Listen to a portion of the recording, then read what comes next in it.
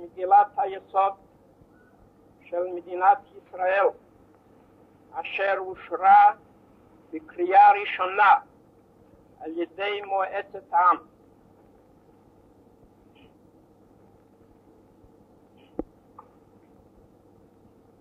בארץ ישראל קם העם היהודי, בה עוצבה דמותו הרוחנית, הדתית והמדינית, בה חי חיי קוממיות ממלכתית, בה יצר נכסי תרבות לאומיים וכלל אנושיים, והוריש לעולם כולו את ספר הספרים הנצחי.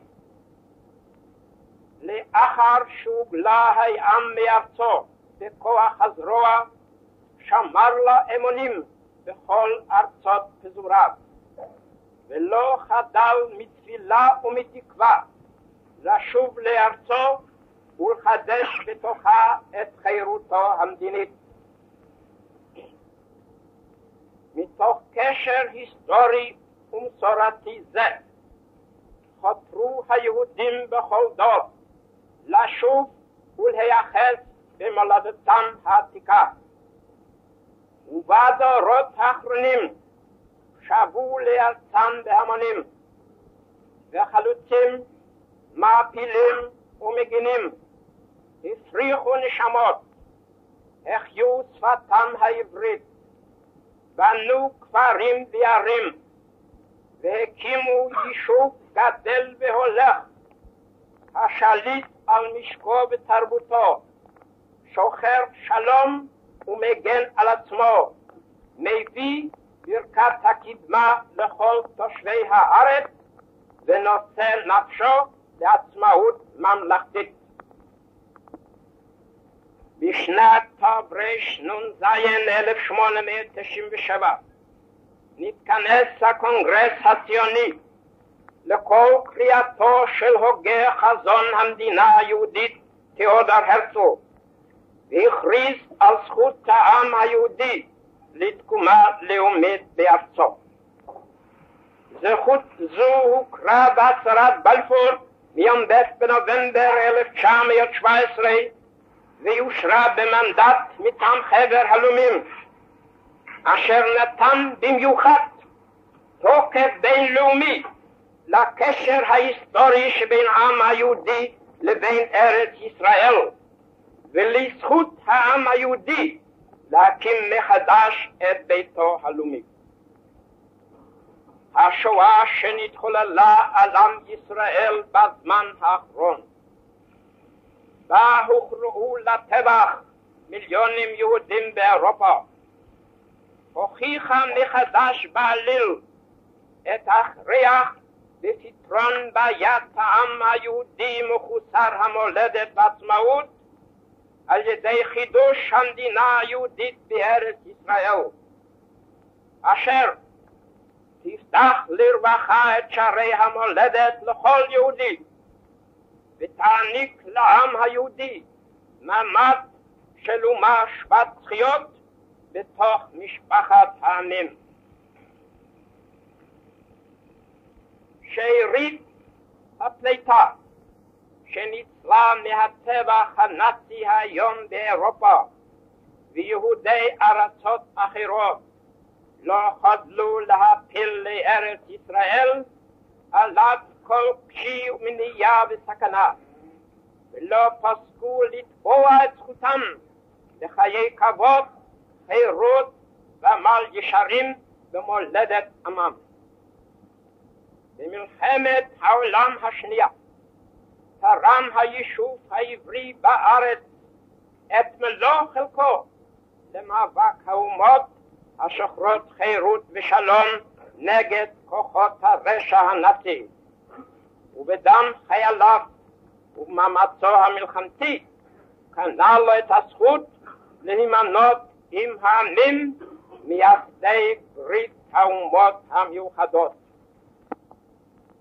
29 בנובמבר 1947 קיבלה עצרת האומות המאוחדות החלטה המחייבת הקמת מדינה יהודית בארץ ישראל.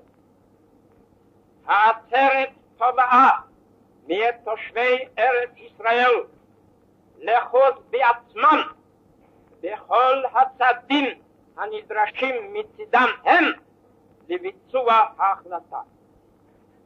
הכרה זו של האומות המאוחדות בזכות העם היהודי להקים את מדינתו אינה ניתנת להפקעה.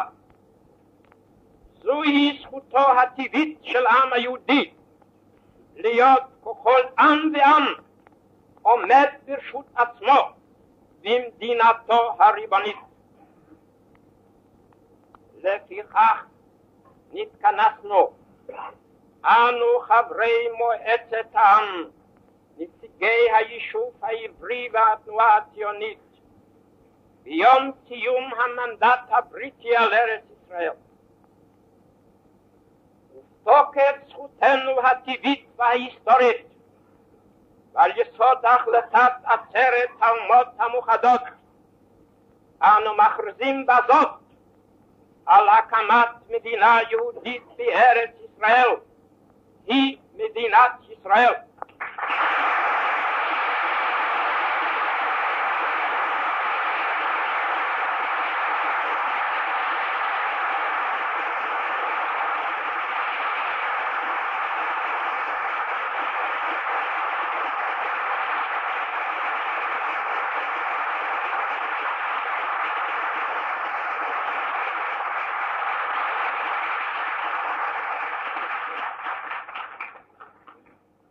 אנו קובעים שהחל מרגע סיום המנדט הלילה אור ליום שבת ו' אייר תש"ח 15 במאי 1948 ועד להקמת השלטונות הנבחרים והסדירים של המדינה בהתאם לחוקה שתיקבע על ידי האספה המכוננת הנבחרת לא יאוחר מ-1 באוקטובר 1948.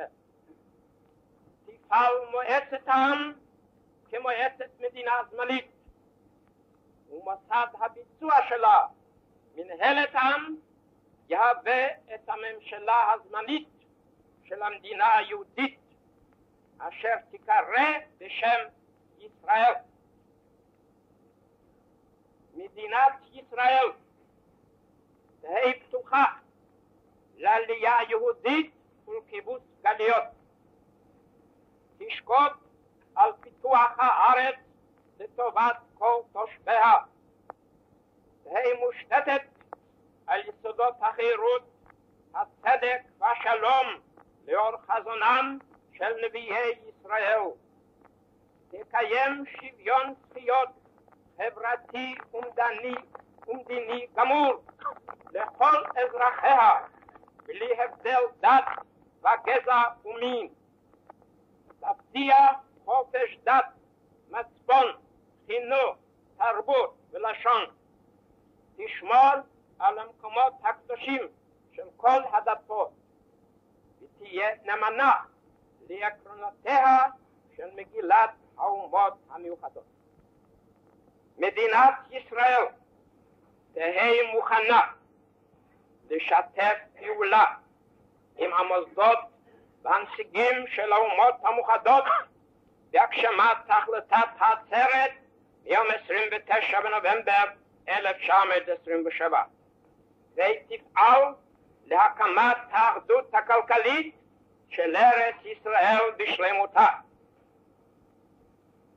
אנו קוראים לאומות המאוחדות לתת יד לעם היהודי בבניין מדינתו ולקבל את מדינת ישראל לתוך משפחת העמים. אנו קוראים גם בתוך התקפת הדמים הנערכת עלינו זה חדשים לבני העם הערבי תושבי מדינת ישראל לשמור על השלום וליטול חלקם בבניין המדינה על יסוד אזרחות מלאה ושווה, ועל יסוד נציגות מתאימה בכל מוסדותיה הזמניים והקבועים. אנו מושיטים יד שלום ושכנות טובה לכל המדינות השכנות וימיהן, וקוראים להם לשיתוף פעולה ועזרה הדדית עם העם היהודי העצמאי בארצו. מדינת ישראל מוכנה לתרום חלקה במאמץ משותף לקדמת המזרח התיכון כולו. אנו קוראים אל העם היהודי בכל התפוצות להתלכד סביב היישוב בעלייה ובבניין, ולעמוד לימינו במערכה הגדולה על הגשמת שאיפת הדורות לגאולת ישראל. מתוך ביטחון בצור ישראל הננו חותמים בחתימת ידינו לעדות על הכרזה זו במושב מועצת המדינה הזמנית על אדמת המולדת עיר תל אביב, היום הזה ערב שבת אייר תש"ח 14 במאי 1948. לקבל את מגילת היסוד למדינת היהודים בעמידה.